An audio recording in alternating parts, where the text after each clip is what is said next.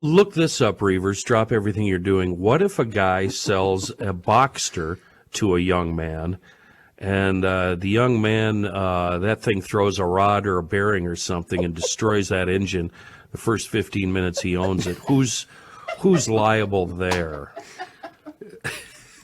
That's very unfortunate. Is it the previous owner, or is it the previous owner's really stupid friend who fired that thing up in the dead of winter and revved her up? And don't think that wasn't related to that. I'm serious. Don't think that wasn't related to that. It's your fault. I don't doubt for a second. I, as a matter of fact, I think most bad things that happen to you in your private life are my fault. Yep. Well, this is certainly off topic, but we are Garage Logic people. Well, yeah, that doesn't happen at GL. Well, I would hope. All right, I think I found something that might relate I have here. a word of caution for listeners. I figured out. I had a used Porsche Boxster. It was a 2005. God, it was a sexy little car, It was perfect in all respects. It was a Porsche. And I even peripherally knew the owner of the car, who used to work with one of my brothers, and I called my brother and said, is this guy on the up? And, oh, yeah, you can take every word. He says, so I bought it, and it was wonderful. I drove it for a year, no problems.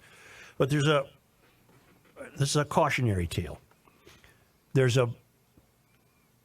It's either folklore or real, but there's something called an IMS bearing in a Porsche Boxster. It's called not folklore. That's real, Joe. It's real. No, I know the bearing's real. Intermediate shaft bearing. Yeah. And the word in the Porsche Boxster community is, has that been changed? There was a period where apparently Porsche was, however, allegedly producing those cars with bearings that tended to fail. And they failed because they constantly need to be bathed in oil. Well, I put the whole puzzle together. The guy I bought it from didn't lie to me, didn't do anything wrong. But the car had such low mileage on it, when I traced the ownership back, just for the hell of it, it wasn't used for long periods of time. Thus, that bearing was dry. And then it would get fired up and bathed in oil again, but the dryness corrupted it to the point where then I finally sell it. I sell it, and the unfortunate Jonah, he happened to be the owner when the bearing finally failed. And when it fails, you've lost the entire engine and transmission.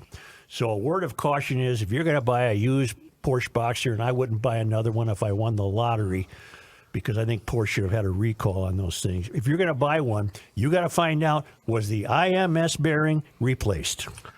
It's so interesting. I've heard stories like that over the years, that not the same bearing, but the same sort of situation scenario with both snowmobiles and motorcycles, where there's some mysterious failure that happens to a certain percentage, and it turns out everybody that owns those things freaks out, and they end up spending money. Meanwhile, the company won't do a recall. No. You can find a Boxster with 100,000 miles on it that's never had that bearing replaced, and my suspicion would be because it's constantly bathed in oil. Daily drivers. Yeah.